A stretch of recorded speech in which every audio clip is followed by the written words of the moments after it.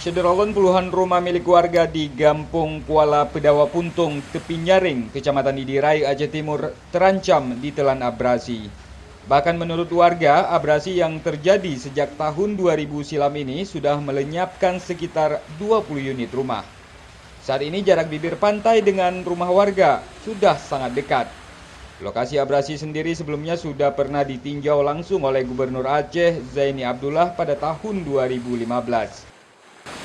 Selama kejadian itu sudah 20 rumah sudah hilang.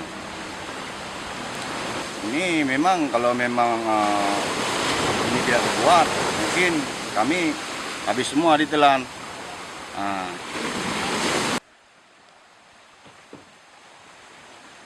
Dari Idirayuk, Seni Henry, Serambi On TV.